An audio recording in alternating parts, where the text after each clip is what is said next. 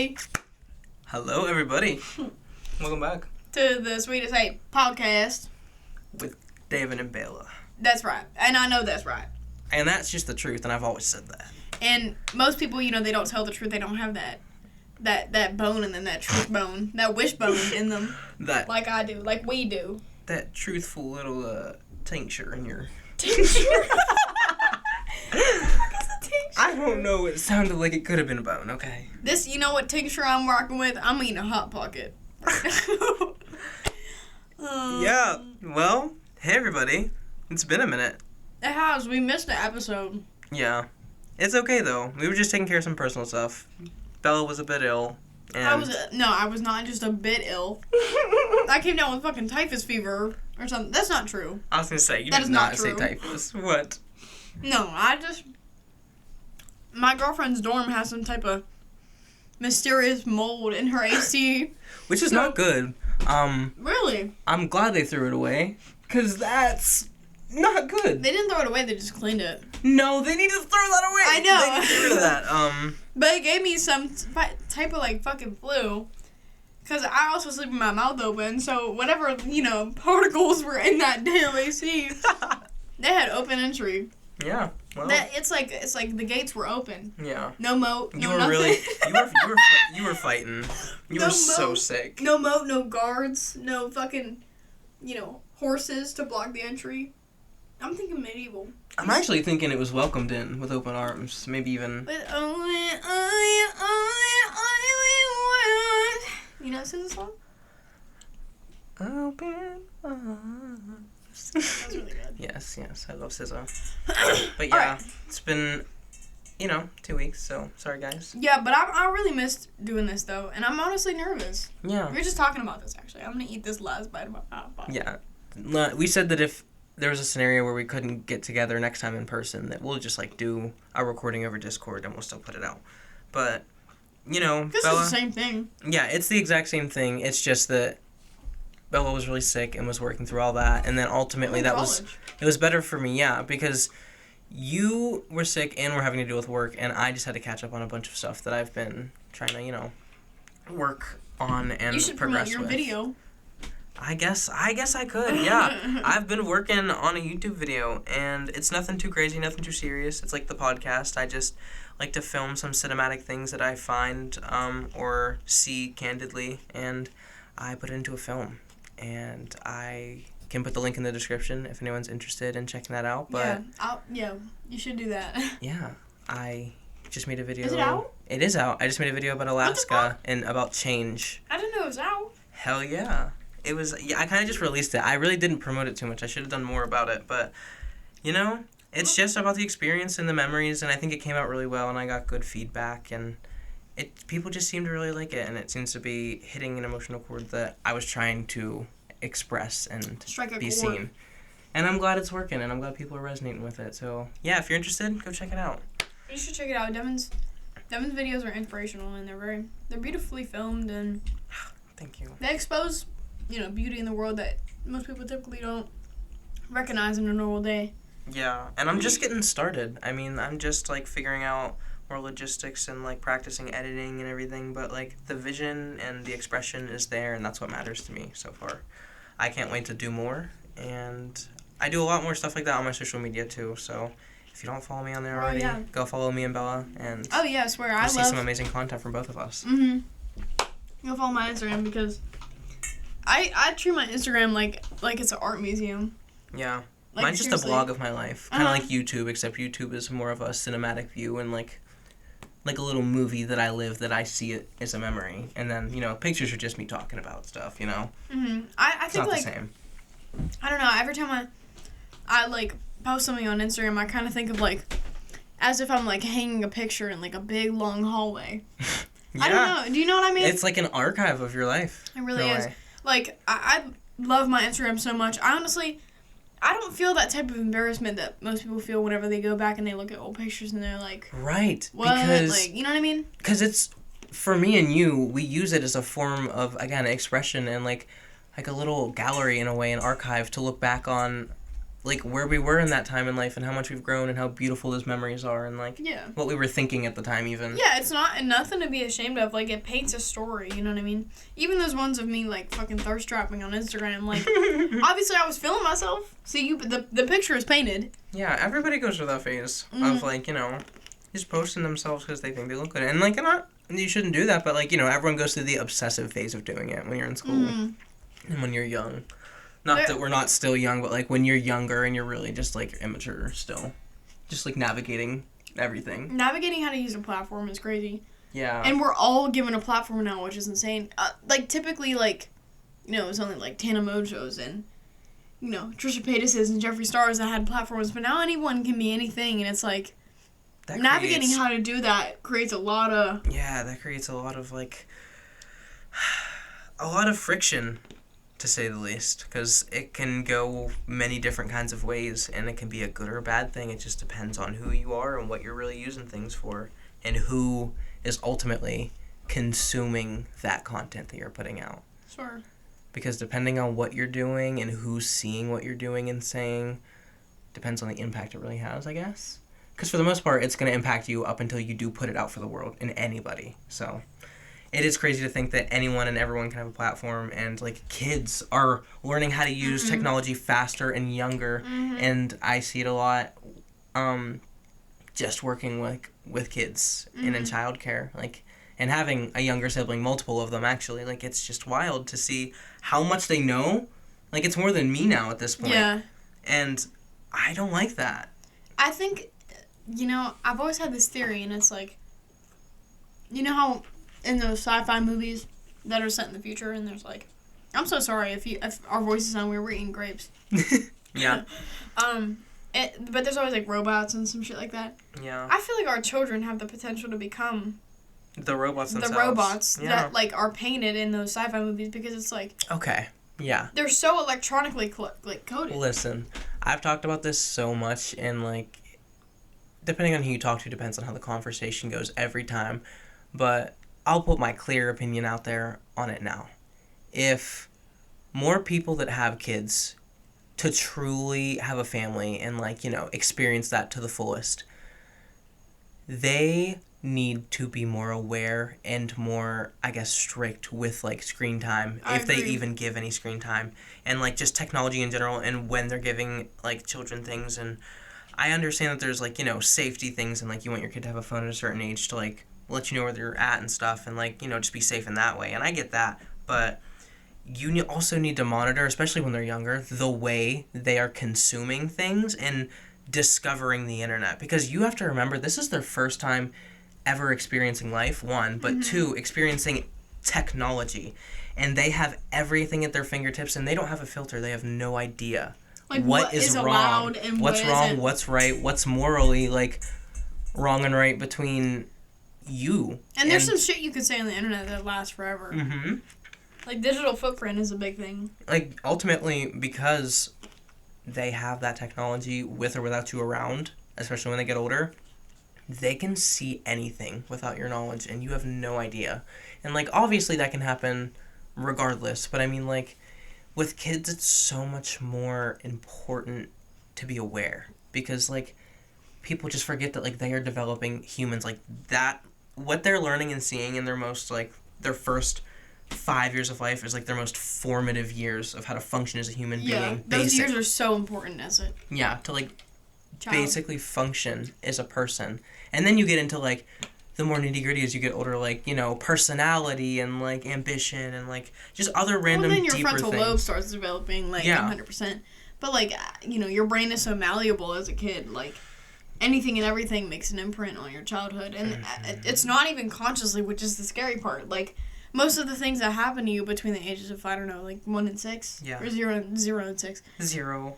0 and 6 is, being like... conceived. Yeah, being conception in 6.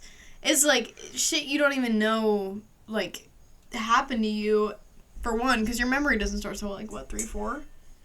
It's later on, yeah. But, I mean, the subconscious does exist, so, like, all that shit gets filtered into that part of your brain, and then it affects you now. You know what I mean? Like, there's a lot of shit from, like, And that's why therapy exists. That's I was literally just about to say that. That's why people have like anxious avoidant attachment styles, like stuff like that, and like they have like detachment from like their partners whenever they feel like they're mad at that. That's why we had that shit, because of our childhood, from literally like our most formative years 1 through 6. Like, you know what I mean? And it's okay, because mistakes. One thing I've learned in this life, and for anyone listening, you should really think about this too, because no matter how difficult you can be in a situation with like your parents, or like, I don't know, a guardian figure of some kind as you're growing up, and it can be difficult where you guys don't get along, or like there could be more extreme cases, you know. It's very important to remember that it is everybody's first time living and experiencing things, especially being a parent. That's a difficult thing. But there is obviously still a limit, I think, morally, from right and wrong. Or I should say, being a more negligent parent than being an aware parent. Because there's also helicopter parents where it's like too much and you're hovering and you're like depriving them of any kind of freedom or independence to experience certain things.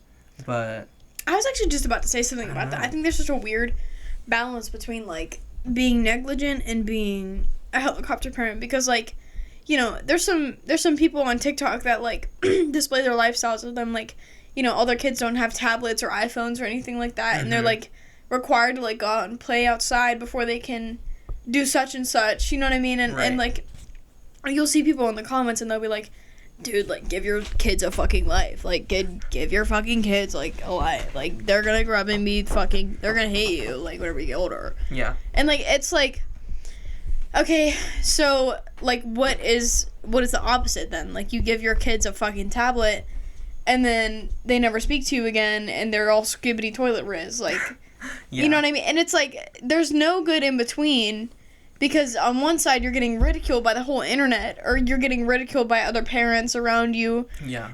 For, you know, this lifestyle. I will say, obviously, like, don't think that we know anything about it, because obviously we're not parents. We are just people speaking on our opinions and what we feel and are observing in the world. That's true, yeah. But I will say, I think the balance really is just, like, doing your best to be a good parent and care for your kid, like, and really care for your kid, not just do something because you think it's good for them. Like, have like special moments, be really present, and like be very intentional with the way you interact with your kid in any way, or the things you do around your kid, especially when they're younger, because everything they learn and everything they end up doing behavioral wise, especially within the first 5 years, is what they have seen going on around them, which is mostly you and whoever you're around 90% of the time. Mm-hmm. So, like, you really have to be aware of the things you're saying, like, the mannerisms even that you're, like, expressing with your body language, because, like, that's also a thing with, like, anger issues or anger management, because a lot of people see, like, people fight and communicate that way, but they're fine the next day and they think that's normal, so they choose to be like aggressive in certain like relationships, and then that obviously can progress to, or they'll be aggressive in like short bursts, you know. Yeah, which is even worse, because when it's uncontrollable, it's like, you know, you don't know who you're gonna affect or imprint on, or where you're gonna cause possible destruction, whether that's physically or like mentally to someone or a space that you're in. I don't know. I just think it's very interesting for someone who's, like, very invested in, like, psychology and, like, human behavior, seeing it personally and watching and analyzing, like, videos on it. It's just a very interesting road, and a lot of people aren't very aware of how important, I think, imprinting on another human is, which is why we don't really, you know, filter or worry about as much.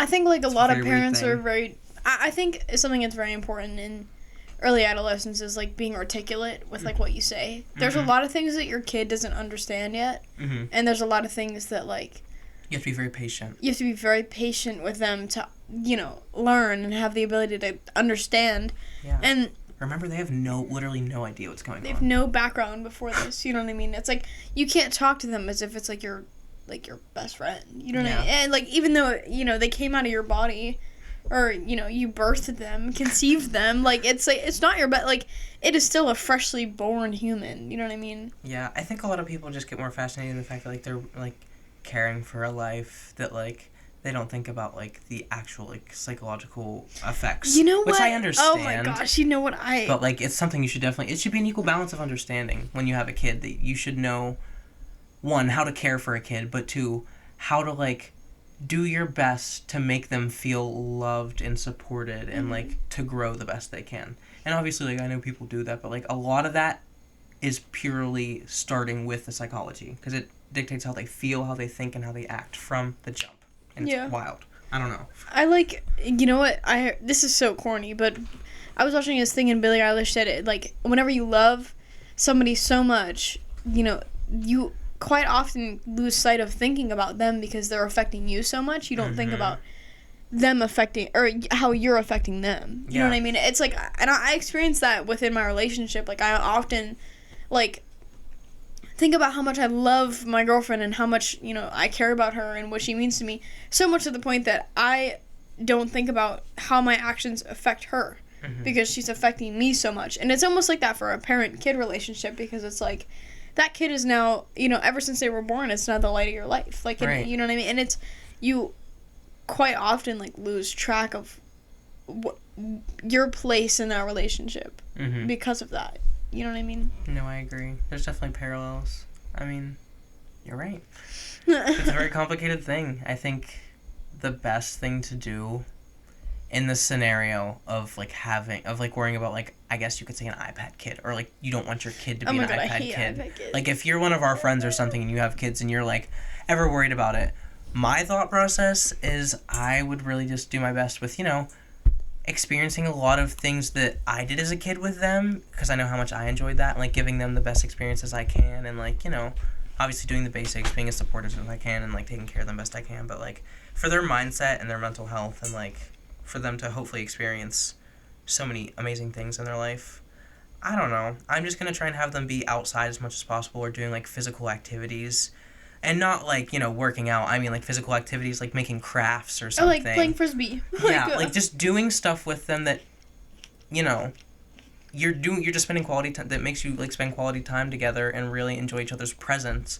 Because then, obviously, it's inevitable that screens will be a part of your lives, because that's just how we are in this day and age now and in society. So when that time does come, that they start being introduced to that more, and, like, you're trying to balance that lifestyle more, they understand that you can't have one without the other, and both are equally as good as long as you're not abusing one or the other. Yeah. And, I mean, that's just how I think about it. Because, I mean, wouldn't you want to be able to experience, I guess, the best of both worlds, you know? Yeah. Really understanding it. I think it's important to maintain our current culture. Like, our current culture has a lot to do with screens, you know what I mean? And also, like, taking that away from your kid is a good way to make them feel ostracized and kind of make them have this, like, imposter syndrome, like, not feeling like themselves. And they might even become rebellious. Because, like, I know I personally, when I was told not that I couldn't do something or that I wasn't allowed to have something, I would find any way to learn as much about it or how I could obtain it, or, like, learn about the thing or do the thing, you know what I mean? Because, like, the more you're kept away from something, the more you, at least for the peak of your curiosity and instincts, want to know. So I was thinking about it, like, you know, whenever people tell you, like, not to think of something, you think of it more. Exactly. That's exactly what it is. It's human nature. Like, it's literally, you can't get mad because it's in our nature. Anyways, I don't know where the fuck we started that conversation. It just happened. Where the actual fuck did that come from? I don't know. But this episode, you know, we've been trying to do, like, more off the cuff conversation. You know, not having, like, a plan. But recently we've been wanting something important to think about. Yeah, and talk about. We were thinking of some topics. I don't know which one you would want to dive into first, but I would want to talk about religion and faith. I'm gonna agree with you on that. Let me eat my last grape, y'all. I've been eating these grapes up. Oh my god, they're so good. Very good podcast snack. Yes, for real. They kind of taste like wine. I kind of get it. You know, I never understood why, like, how grapes, like, were made, because this does not taste like a wine. But you get the hints. You get, like, the subtle accents and the taste. It's something about these specific grapes, though. Okay.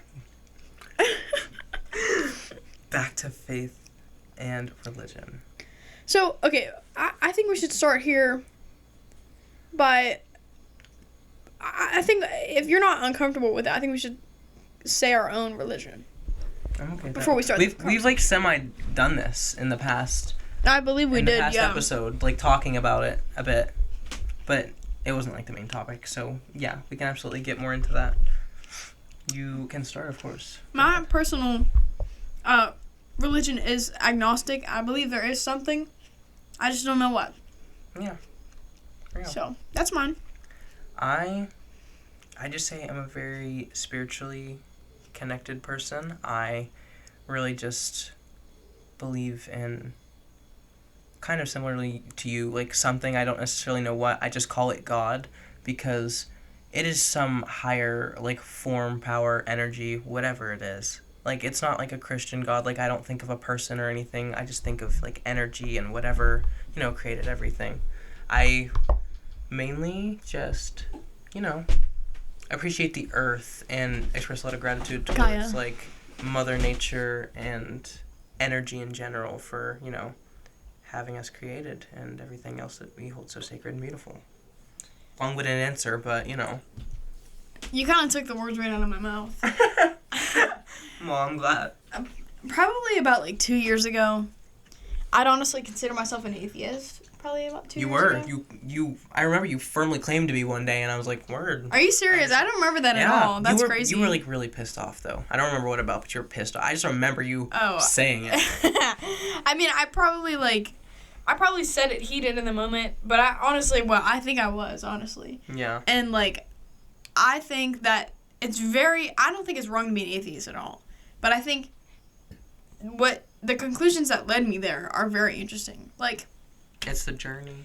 Most of the reasons I thought that I was an atheist was because, I'm very interested in psychology and philosophy and how, kind of rewiring our own brains and discovering what is making me think the way I'm thinking right now.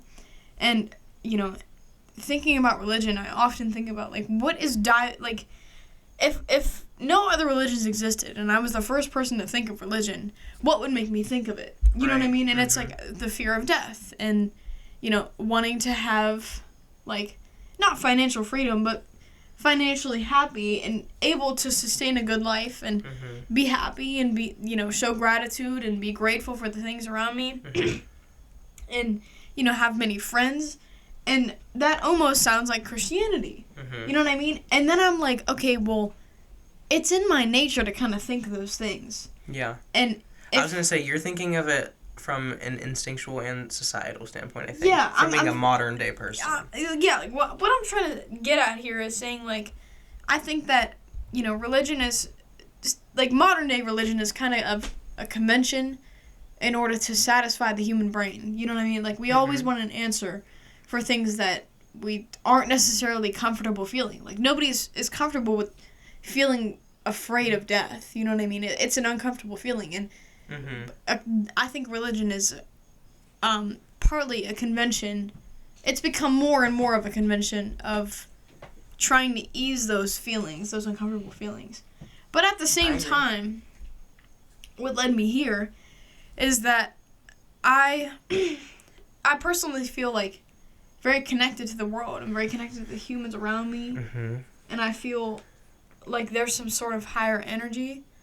And I can't explain it. It's something that can't be explained. I just feel so much gratitude. I feel like I'm in control of my own destiny, but there's things aiding around me, you know what I mean? And I think that religion does not exist conventionally, and that's why I think that's why I felt so outside of that agnostic box for a while, because the things I feel are not in a conventional religion, and I thought that I had to be one or nothing at all. Yeah, and you realize it's basically just going off how you feel. I think that's honestly, I'm not going to say better, but I think that if you feel lost, you know what I mean? If you feel try indulging in that practice and mindset. Yeah, for sure. But see if it makes you feel more free in any way. No, I agree. It's just, to me, it really is all about energy, because energy is basically what makes you feel things and how everything is just, happening, period. Energy is in everything. But the most, I think, distinctual energy, like, example is emotion, because that's the strongest thing that people, like, feel without... What? Love. But that's an emotion. That's what I'm saying. I don't think love is an emotion. What do you think it is? I think it's an entirely separate thing, and I think we don't understand it like we think we do. Well, I don't... Okay, well, not... I understand it's definitely the, like, most deep one, but I still would consider it, like, a type of emotion. We can agree It's to disagree. linked to emotion, I think, at least. Because, Would you call it a collection of emotions? Yeah, absolutely. That's what I mean. And love makes you emotional. I think you're describing the convention of love. I think you're describing what a relationship looks like. A relationship looks like happiness and sadness and anger and fear. That's a relationship. That's not love. Love is entirely different. No, you're right, honestly.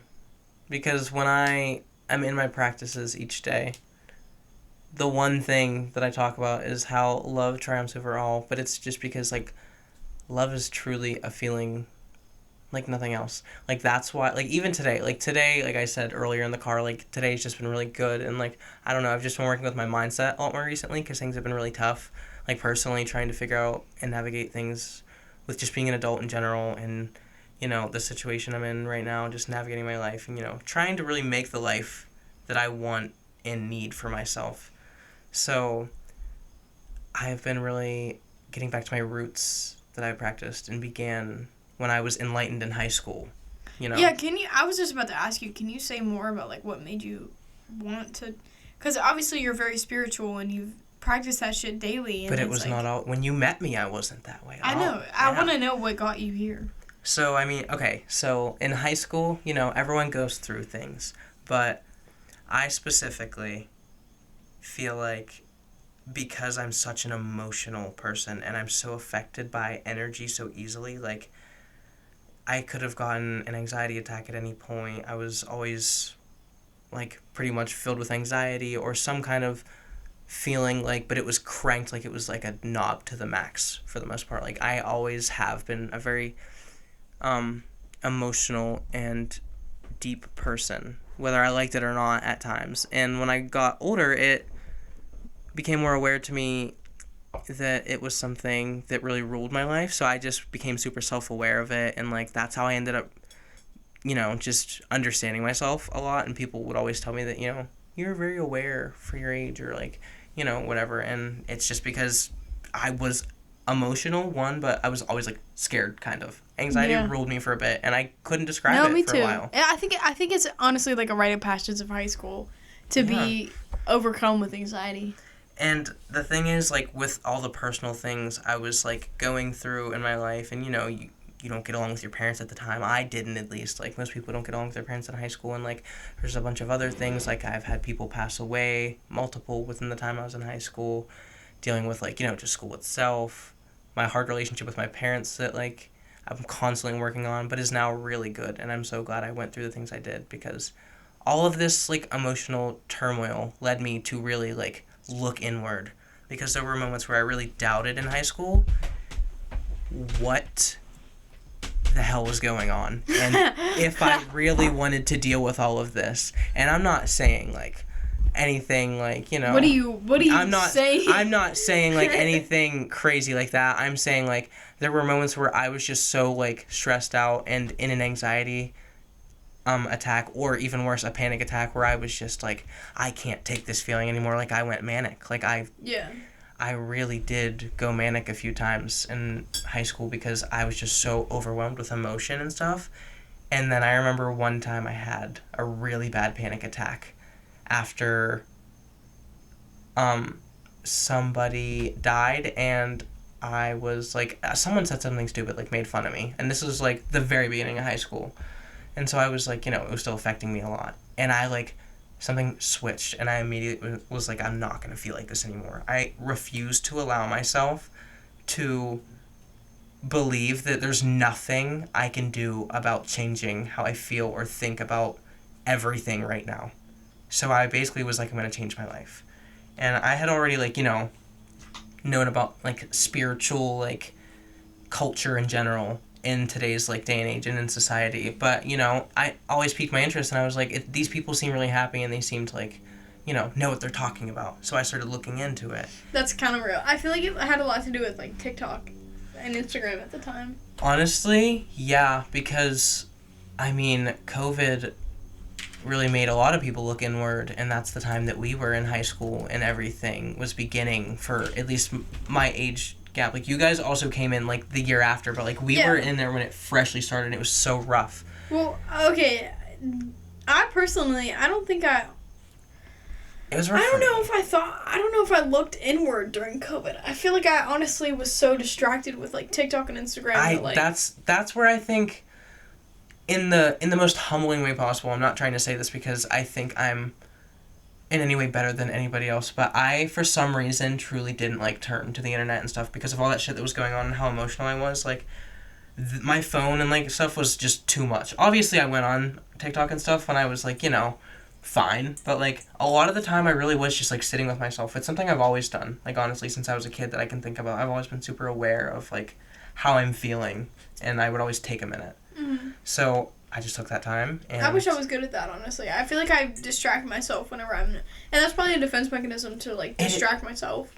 Well, mine is also, I think, stemming from a form of defense or like protection, because I think when I just get stressed, I focus most on how I'm feeling, and I sit there and I think about it, and it just calmed me down, and it's something that just became a habit over time. I don't know why. I've always been a stressed out little kid, bro.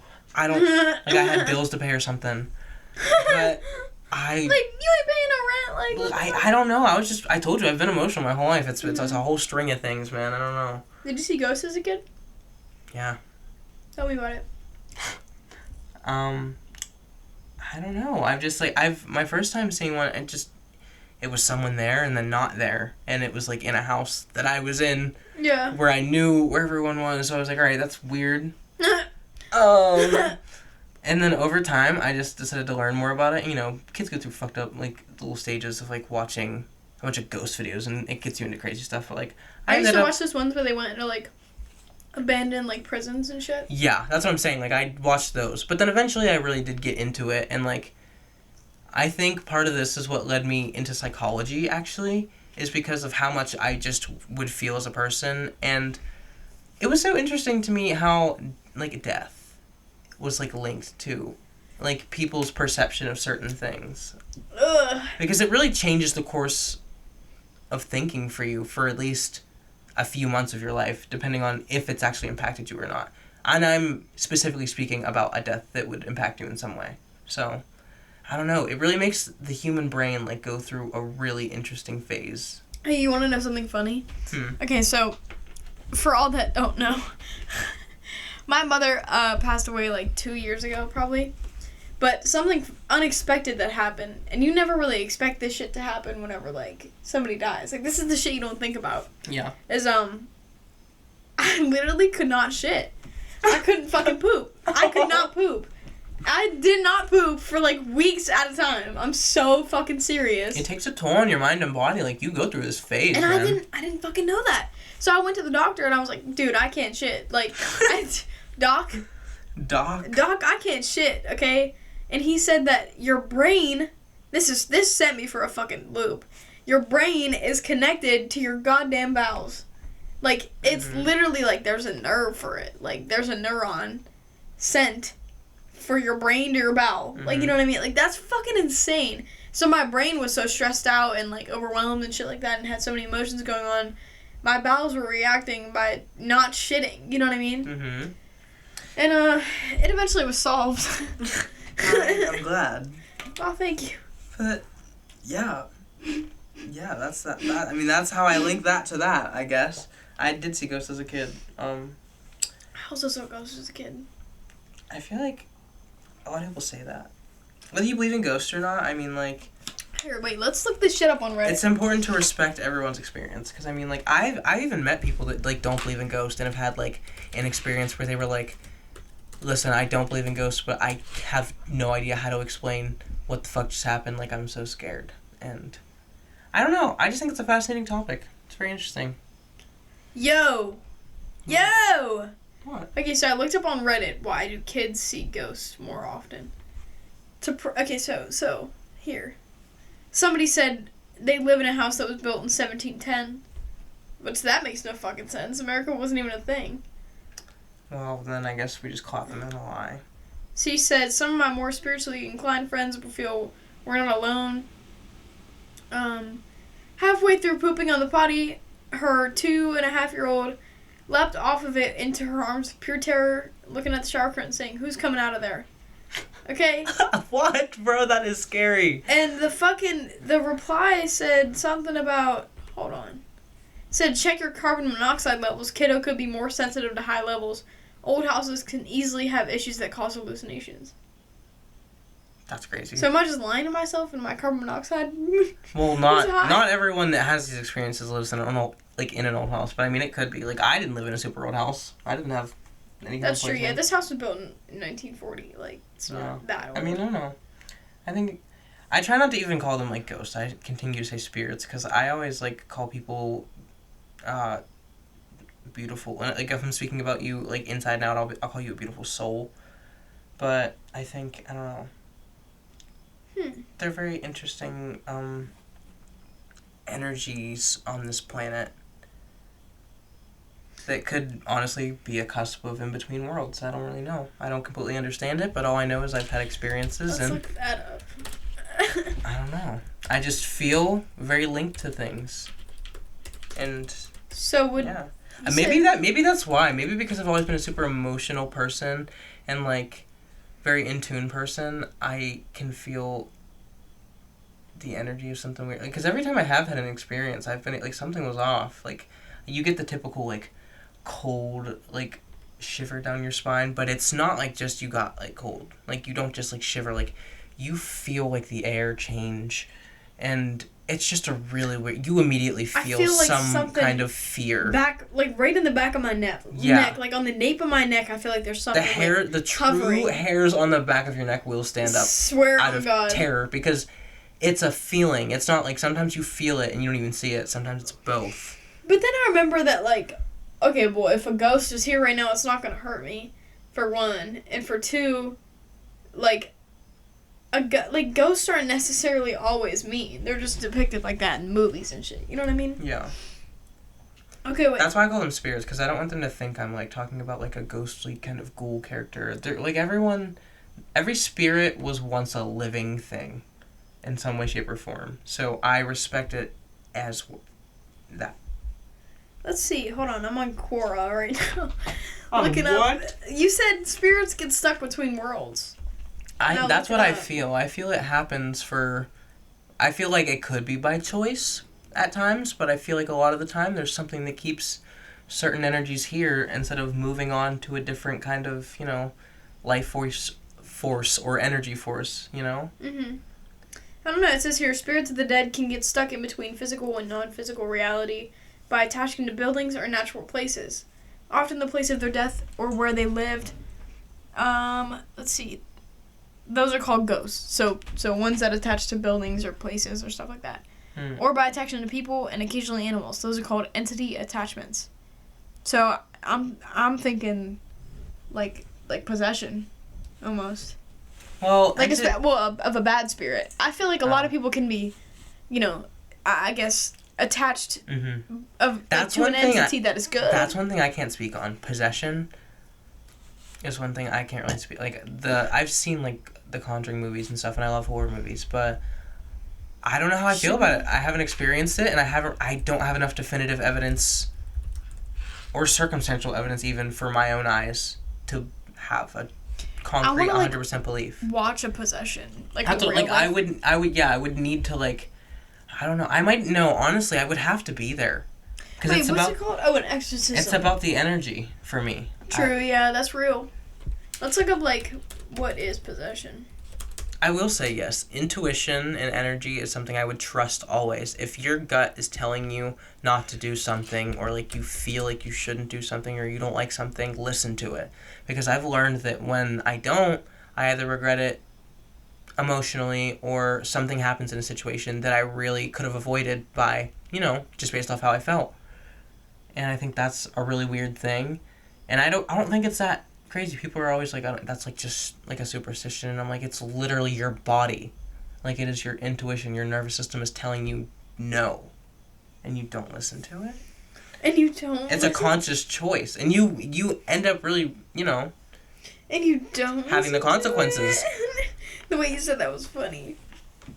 Because people are always like, I don't know why this stuff happens to me. And I'm like, because you don't listen to yourself. Yeah. You're not sure.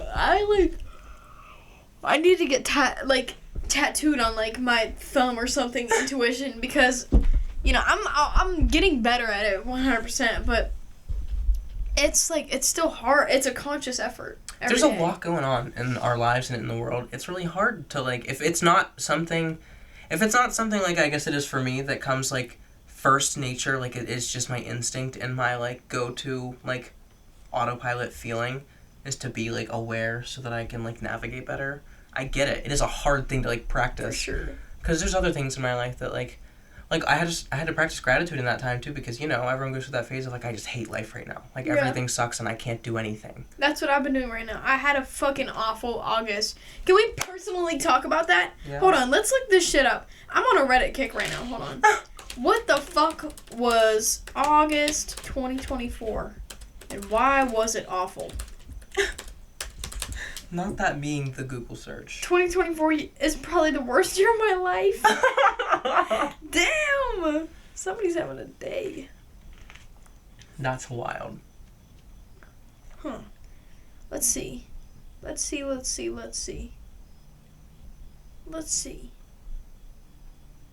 Okay, I'm gonna let you cook. Hold on, just let me cook in 1 second. Okay. Was August 2024 a bad month because of astrology? Because of astrology? Like, is that, like, am I wrong? I don't know. Oh, let's see, here we go. Damn, somebody put a whole fucking blog out. I'm not reading that shit.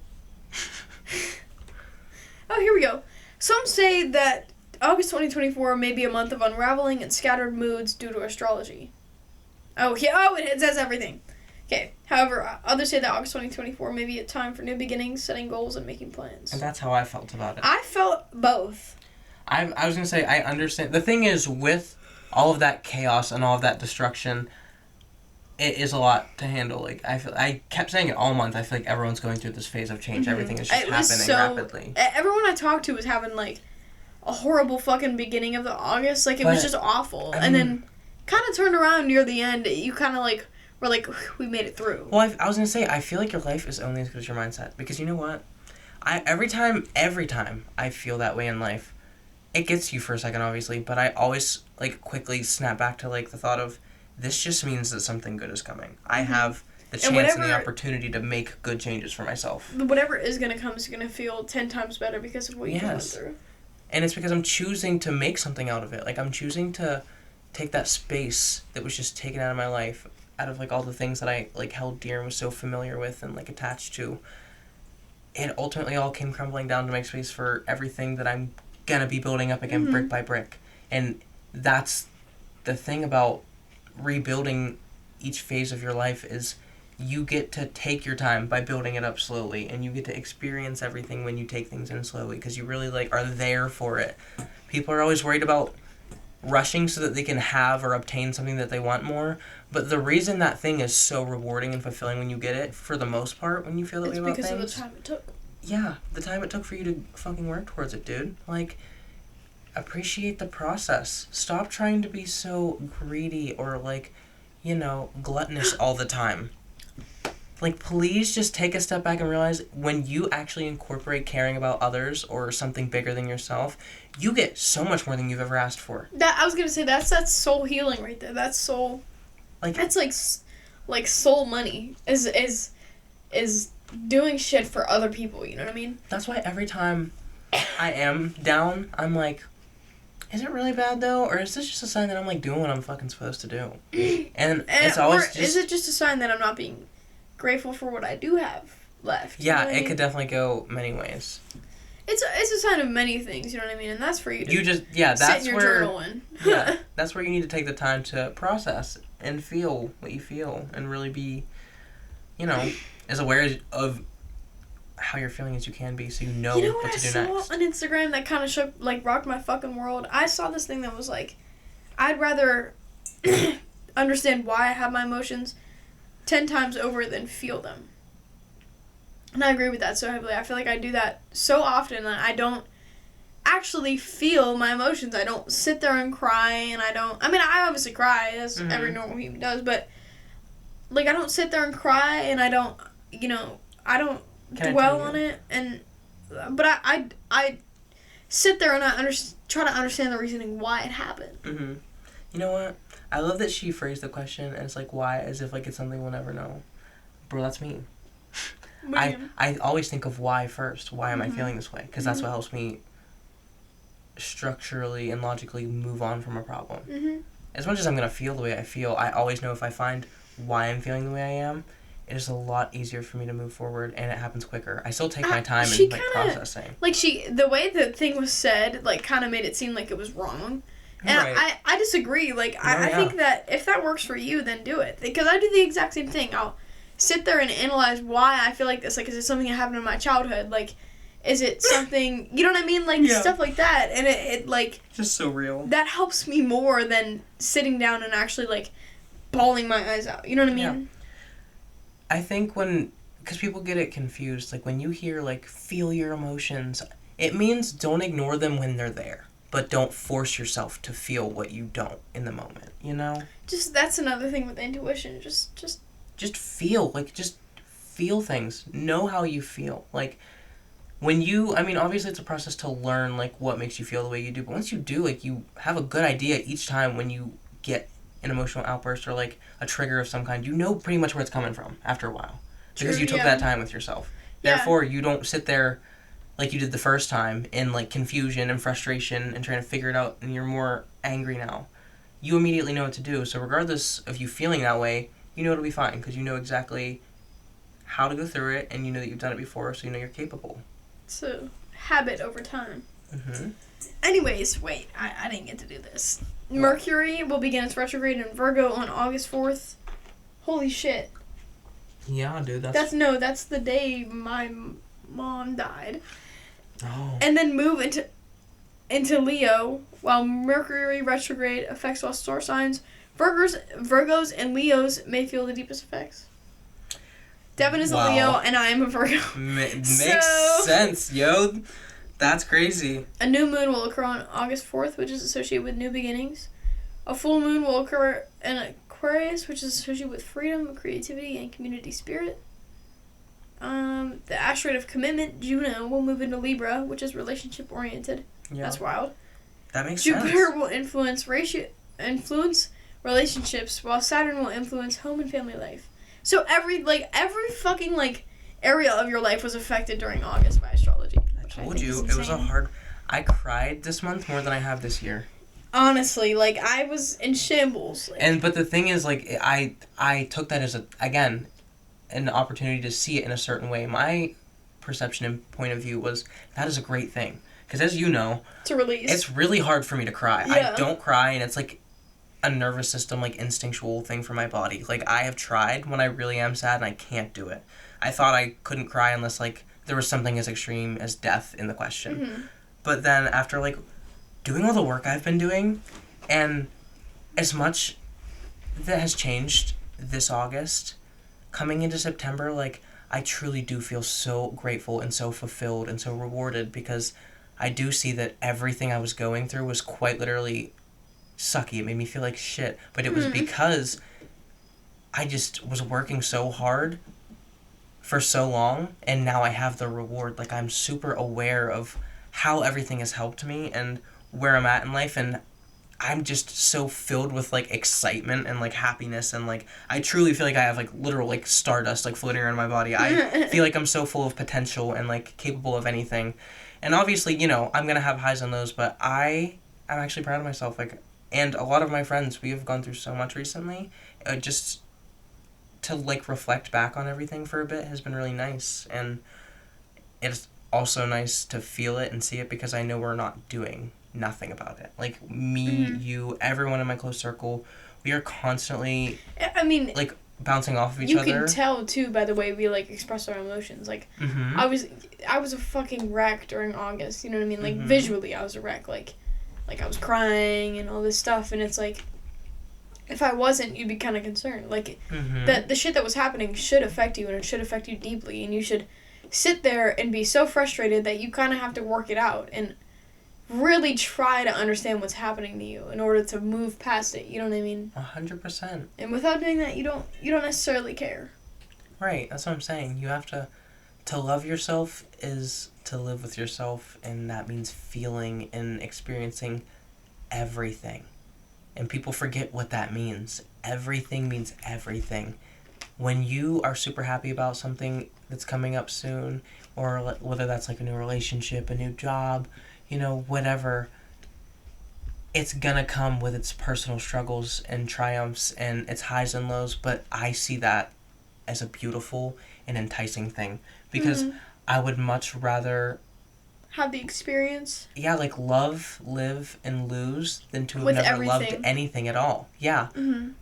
That a lot of people say that with relationships, like they'd rather have loved than lost than not loved at all. I feel that way about life. I feel that deeply, like so deeply. Like no, that is who I am at my core. I think it's who we all are at our core. Mm-hmm. We are born to experience life. How lucky are we? To experience pain and sorrow and sadness and happiness and you know, all the things that come with it's all love balance. and life, and it teaches you to all the bad things make you appreciate the good things, and it just makes everything in each moment more sacred, because the fact that things don't last forever and everything is so fleeting and connections are so special is the very thing that makes it special. Yeah, like I told you this earlier, no matter what, I'm glad I am the way I am, because I always come back to the like centered feeling with myself of how lucky am I to live amongst you and all these beautiful people in this beautiful world, and like I get to wake up and be excited to like literally just be here. Mm-hmm. Like it sounds so like woo woo like hippie, but truly like I view life in such a special way, which is why I try to like portray things in the videos that I do and like write poetry and like talk to you guys the way I do, because I want everyone to know how much I actually care for them and how special everybody and everything is to me. Like I don't just do things to do them or say things to say them. Like if I say I love you, I truly mean it with everything in my entire being. If I say I love this place or this thing, like I truly mean it. Everything is so special, and if you aren't feeling like that about something in your life, you need to find what makes you like fired up and feel that passion. I also think that like passion is a good topic. We should save that for a different segue next episode for sure. A different episode. But I think that like by this time, if you don't have your passion figured out, that's fine. I honestly don't think I have my passion figured out. And I also think it's good to have multiple different passions. I don't think you have to have one specific passion. No, yeah. And they can also be varying levels of passion. You can feel minimal passion for sewing or something, and you know, extreme passion for like video games or something like that. It can be anything, but as long as it's something. Yeah, something that ignites your fire. Never lose hope and never lose faith in something, because I mean, I don't know. If you don't have faith in anything, what are you really living for? I'm tired. Okay. You know what we should do? What? Our songs of the week. Alright, word. And then I think, okay, so me and Devon decided to add a new segment into the podcast. We wanted to do, like, a message of the week that we want to give to you guys. Mm-hmm. Because, you know, I typically see things throughout, you know, like my week and stuff that makes me, that I remember later on in the week, because it had an impact on my day, and the quote had an impact. So I want to talk about those too, but do you have songs picked, or shall I go first? You can go first. I have mine. Okay. My probably number one song this week, and I don't, it's honestly not because of the whole song, it's Every Day by A$AP Rocky. It's just such a summer vibe, and like summer is obviously like fading away, like it's in the rear view now, but it kind of, I could listen to this in the winter and feel the wind like blowing through my hair, like going down the highway like 75, you know what I mean? Like I've been listening to that song for like 3 years straight. I fuck with it so hard. Fucking good. And then it has that switch from like that super rock hard like part into like got the love birds banana. Okay. Anyways, let us see what else. I probably have to go with. Okay, so I found this. I was trying to find an Instagram song, like a song for my Instagram story, and I found this one because it was for my birthday. My birthday's August 27th. And I just looked up August 27th in songs. And it's actually a good fucking song. It's called August 27th, and then in parentheses, We Dive So High. So, go listen to that. It's by Blur, BLUR times 2. It's pretty, it's like kind of an indie song. The guy has like this weird like Norwegian accent. It's pretty cool. So, yeah. And then, another one. My third one is probably going to be Devil Eyes by Hippie Sabotage. That's a sick title. It's so fucking cool. Hippie Sabotage is a good artist in general. He has a couple good bangers, but this song brings me so far back to like 2015. I used to like DJ and stuff like that. Do you remember that? Yes, it was such an interesting time, man. I used to DJ and I used to mix this shit up so hard. this song, because it was like the DJ song. So... And then I just kind of got, like, throwback vibe, nostalgia from it whenever I listened to it, so. You're so funny. That's mine. Ugh, okay. Mine, I'll go from third to first. My third is probably gonna be, Hope is a Dangerous Thing for a Woman Like Me to Have by Lana Del Rey. Don't know why. Didn't you show me that song?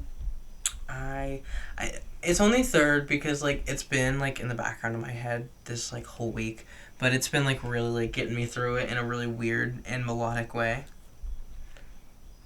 But yeah, I think my second would have to be Northern Attitude by Noah Kahan. I have been just eating that song up recently, but it's been hitting. Like if you haven't heard him like talk about what it's about, I love the meaning behind it. I just love. What's it about?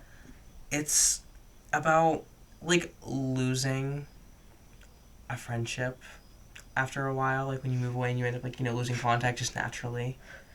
I know, and like it's about like reconnecting and like them not being the same person. And it's so interesting. Damn, good night. Or, like, the fear of them not being the same person is how I perceive it. Because, like, I have a lot of people I still need to, like, reconvene with in different states and stuff in the future, which is going to be great. But, like, imagine, you know, that's a terrible thing. What's the bad thing about them being different, though? I don't understand. It's different in that way. It feels like a negative thing because they're not as like invested anymore, and they're not as like they don't hold it as appreciate. Like there's a difference between like it being different, but like the relationship being different. Yeah, for sure. Them being different. I feel like somebody being different is not necessarily a negative. It was thing. more in the sense more of like them thing. being different and it making the relationship be strained. Yeah. And let me tell you, my first one, girl. I have to pick between two. I know it. Are you sure? Yeah. What is it? What do you think it is? Is it one of the girls' choice of one? No. But it is a good song. It's a love song by Lana Del Rey. I don't know that song. Oh my gosh. It's just like this really slow, like, it feels like a nighttime song for sure. Double Lana Del Rey. It's crazy. Yeah, man. I don't know. It's just been making me, like, feel so comfortable. I've been like processing my emotions and like journaling recently. It's been like the song I go to journal or like inspires me to, and it's been honestly just therapeutic. It's really helped me process a lot. And I'm just so grateful for that song. So it's definitely going at my first. It's helped me move past a lot recently. On it. All right, then. My message of the week is definitely. I literally got this tattooed on me this week. Because I saw it. This is so crazy. It is so crazy. I've always thought of this quote, like, getting it tattooed, but Devon fucking posted it on his Instagram story, and I was like, this is the one. Because it was just, like, intuition. I was like, the world is showing me this. Yeah. But, compassion is the thief of joy. Not compassion. Comparison is the thief of joy. I'm so tired. Yes, comparison is the thief of joy. Yeah, so take that as you will. That's all I have to say. I think it's a beautiful thing to think about, honestly. Especially with fucking Instagram and TikTok and all that shit. Yes, it applies to everything in life. And mine is to see the beauty in everything, because that's how I live my life. And in my worst moments, I can still, whether I want to or not, like see the beauty in how this is going to help me or, create something beautiful out of all that pain, chaos. So, yeah. Sit with those. All right. Take that as you may. Yeah. Sit with those messages. Well, I hope this episode kind of came out the ass. I feel like we did not have a topic, but I hope you guys enjoyed, honestly. I hope you guys enjoyed us rambling. Yeah, it was very real shit. talk. And hopefully we'll be here for next week's episode number 4. We will be here. We will be here. I'm in college, so shit gets tough. Yeah. And that's why I'm but so we'll fucking be tired. here. We just don't know if we'll physically be here. Yeah. I'm just so tired, but I'll make this happen for sure. Yeah. You know what I mean? But as always, drink water. Yeah. Stay hydrated. Stay hydrated. Or stay dehydrated. Love yourself. Recycle. Please recycle. Oh my goodness. Recycle if you can. What else? Don't litter. I saw somebody litter today and I got so sad. I didn't even know that's still a thing. Like I literally Unfortunately, it is. Yeah. I can't remember the last time I littered. Anyways, go outside, get some exercise. Do something that enriches your knowledge. Yeah. Read a book. Learn something new this week, whether it's about yourself or just about the world. Clean your room. Yeah. You know what I mean? Get on your shit, you know? Swear, go to the gym. If you're not on it, get on it. your shit. And if you're on it, keep making progress, bro. Stay on it. Yeah. But that'll be probably all for us today. Yeah. We will have to live a bit more life so we have more to talk about for next week's That's real. episode. We'll see you after a week of life. Yeah. Which Love a you lot guys. can happen. So I hope your life goes well in that time. So yes, we'll see you next episode. yeah. Good night, guys. Peace.